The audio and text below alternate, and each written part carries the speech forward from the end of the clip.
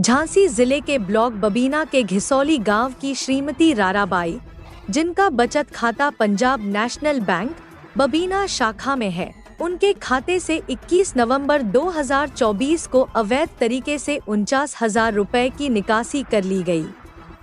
इस घटना में बैंक कर्मचारियों और मैनेजर की गंभीर लापरवाही सामने आई है। आपको बताते चले कि दिनांक 21 नवंबर को दोपहर 1:20 पर राराबाई के पुत्र अर्जुन सिंह के मोबाइल पर 49,000 रुपए की निकासी का संदेश प्राप्त हुआ। जब अर्जुन सिंह ने अपने भतीजे धीरेन्द्र सिंह से पूछा कि क्या उन्होंने दादी राराबाई के साथ जाकर पैसे निकाले हैं, तो धीरेन्द्र सिंह ने ऐसी किसी भी निकासी से इनकार किया। यह सुनकर राराबाई, अर्जुन सिंह और धीरेन्द्र सिंह हक्के बक्के रह गए और 22 नवंबर को बैंक पहुंचकर उन्होंने मैनेजर को अवगत कराया और एक प्रार्थना पत्र देकर खाते को फ्रीज करने और पैसे की वापसी की मांग की।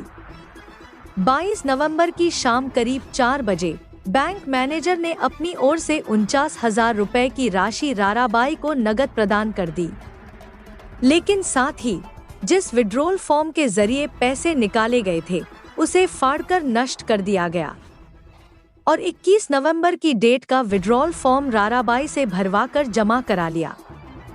यह कदम निकासी के साक्ष्य मिटाने और अपनी लापरवाही छुपाने का प्रयास प्रतीत होता है। यह मामला बैंकिंग प्रणाली की गंभीर खामियों को उजागर करता है।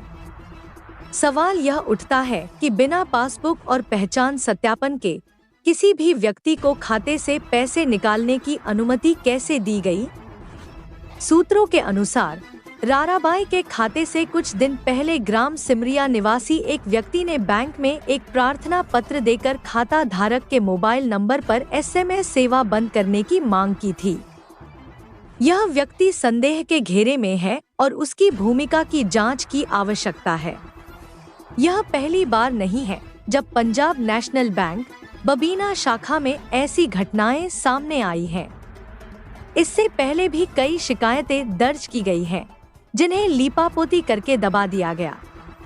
राराबाई और उनके परिवार ने इस घटना को लेकर गहरी चिंता व्यक्त की है।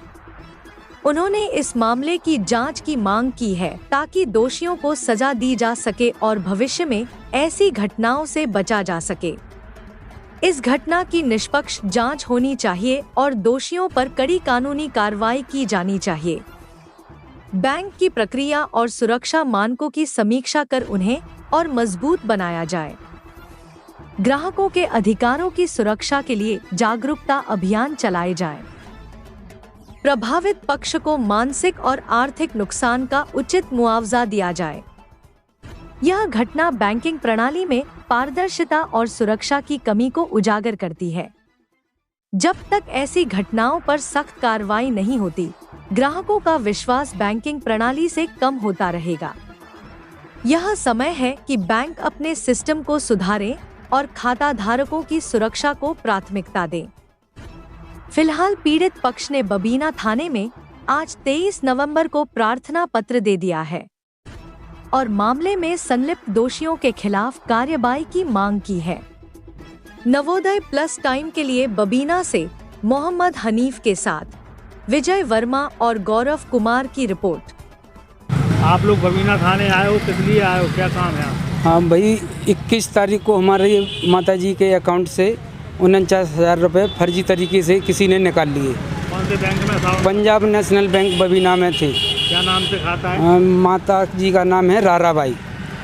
और 1:20 पे मेरे मोबाइल पे मैसेज आया 49,000 निकलने का, और रात में हमने उसको 9 बजे देखा तो हमने अपने भाई को या भतीजे को बताया कि इसमें पैसे निकल गए।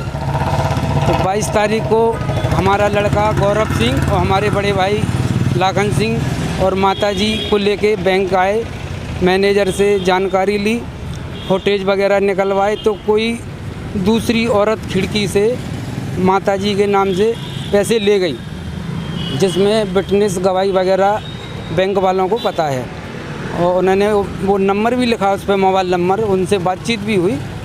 तो खाता सीज कराने के लिए हमारे लाखन भाई साहब ने एक प्रार्थना पत्र दिया कि साहब खाता सीज कर दिया जाए। तो मैनेजर ने रिसीविंग करके सीज कर दिया खाता और बोले हम 1 दिन का समय दो मुझे।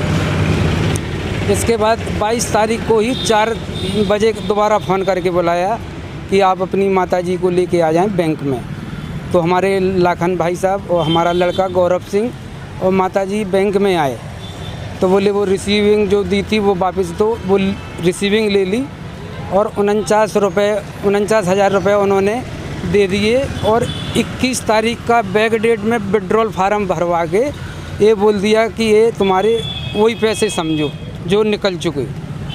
तो हमने ये बोला माताजी तो मेरी बैंक गई नहीं है। अब बोले वो उस बात को तुम छोड़ो और ये पैसे ले जाओ। इसका हम प्रार्थना पत्र देने आए कि जो दोषी लोग हैं उनके खिलाफ कार्रवाई हो, ऐसी दूसरी किसी के पास साथ घटना न घटे। तो बैंक की कार्यप्रणाली से आप संतुष्ट नहीं हैं? नहीं, बैंक ने तो सपोर्ट किया है लेकिन उतना नहीं किया। हम ये चाह रहे हैं कि जो लोग इसमें जुड़े हुए हैं, जो टीम इसमें काम कर रही है, जो फर्जीवाड़ा तरीके बैंक वालों ने अपने पास से 49,000 रुपये क्यों दिए आपको, जबकि बैंक ने तो ये फ्रॉड किया नहीं था? फ्रॉड तो किसी और ने किया था। तो बैंक जो जिन्होंने फ्रॉड किया मैंने उनको ही फ़ोन लगाया तो उन्होंने कहा कि हमें बैंक में एक दादी मिली, उन्होंने कहा हमारे इस पर साइन कर, तो हमने साइन कर दिए, जो कि हम इस चीज़ को पुख्ता नहीं मानते हैं। तो बैंक को तो ये चाहिए था कि दोषियों को तत्काल पुलिस इन्फॉर्मेशन पुलिस में दे। हाँ, इसीलिए हम लोग आवेदन देने आए हैं यहाँ थाना जज महोदय को कि इसमें जो भी लोग जुड़े हुए हैं, जिस तरह के जो फर्जीवाड़ा से पैसा निकाला जाता है उस पर उनके खिलाफ कार्रवाई होनी चाहिए। अभी तो क्या हम लोगों के पास मैसेज आया तो हम लोग समझ गए, जिन माता बहनों के पास मैसेज नहीं जाता है उनके भी खाते से पैसे निकल रहे होंगे। तो इस तरह से काफ़ी बड़ा फर्जीवाड़ा है। इस पे जितने भी लोग दोषी पाए जाएंगे उनके खिलाफ कार्रवाई होनी चाहिए। माताजी मेरी 90 साल की एज की हैं, ऊपर है 90 साल से। वो घर से हम लोग 1-2 जने लेके आते बैंक तभी पैसे निकालते, अन्यथा पैसे कभी निकाले भी नहीं हम लोगों ने अकेलेपन से।